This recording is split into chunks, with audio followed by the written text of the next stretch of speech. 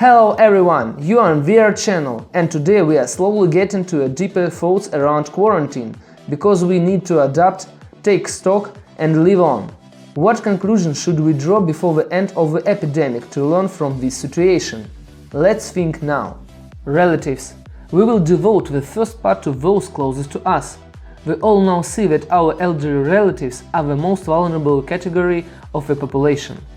Right now we can evaluate how easy it is to lose our loved ones and how little time we actually devote to them.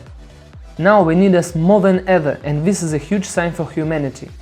We must revise priorities and values in life, pay more attention to our loved ones. Do not postpone the time, call your relatives, especially the elderly, ask how they are doing, worry if they need your help, and do so after quarantine. We need you. Practice alerts. The whole situation with the coronavirus showed all the difficulties in alerting the population. Even when people are warned of danger, they do not always and rightly respond to the urgent information. I think that in any case, now people are more seriously taking recommendations from the state or for their own security. But there is still work to do.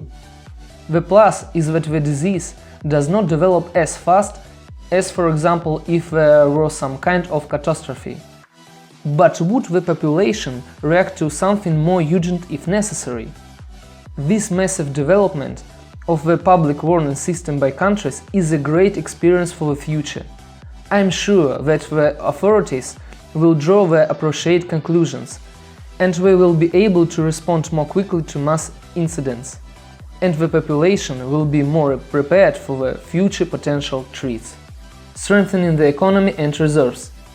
And one of the most important conclusions that we all can draw from the circumstances is to understand how to strengthen your economy and what reserves are needed to survive a pandemic, natural disaster, economic crisis and more.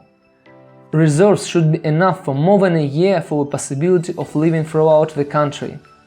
Special conditions must be created for interaction between countries, mutual assistance both in providing specialists who will help in a difficult situation, and in resources and products, so that the country does not have hunger and lack of medicines. If each country will have a reliable shoulder of assistance from the world community, it will be much easier to live. The true value of doctors. Well, that finally, we got to the stage where it turns out who should really be in priority in life. In Russia and in many other countries of the world, being an ordinary doctor is not most enviable thing. Not all doctors are surgeons or dentists who work with the wealthy part of the population. Many of them really work in the profession, out of their enthusiasm or according to the family tradition, but everyone knows that studying as a doctor for a long time is not very profitable. They are not perceived by society as cool as businessmen and so on.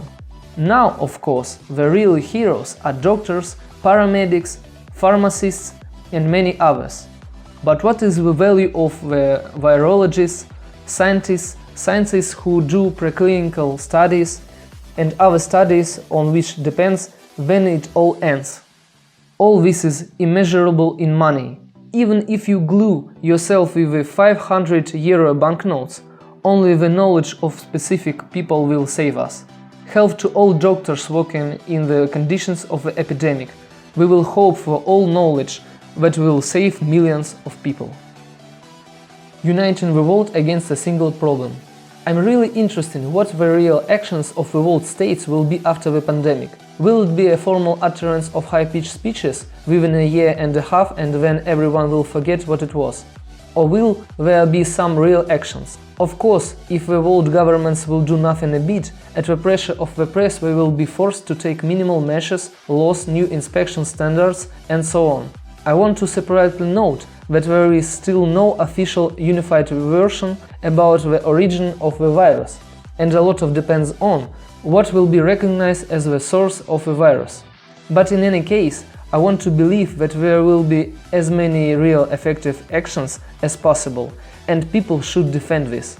I'm especially interested in the reactions of the world organizations such as the UN, WHO and the Red Cross, as well as other organizations that indirectly affect this issue. Will they admit their mistakes? What will they do to unite the efforts of all countries? Based on political environment, few countries rushed to help China and Italy when virus started. Everyone began to defend their own borders, and even failed to do it. But no serious assistance was provided to these countries. We started to do something later, but it was necessary to take action immediately. As a result, many countries themselves need help. The work of above-mentioned organizations was not visible. Were made some general recommendations, but did not insist on any actions on the part of any countries, did not insist on laws, restrictions, etc.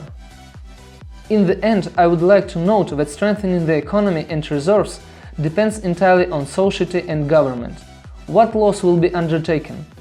What part of budget will be allocated to overcome such difficulties and so on? Whenever an epidemic ends, the main question is what conclusions people will draw to avoid the recurrence of such situations.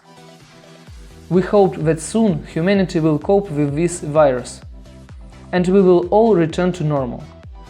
In the following videos, we will share with you new considerations. There will be interesting discussions, do not miss. Subscribe to our channel, write comments, soon will be more. All health, bye!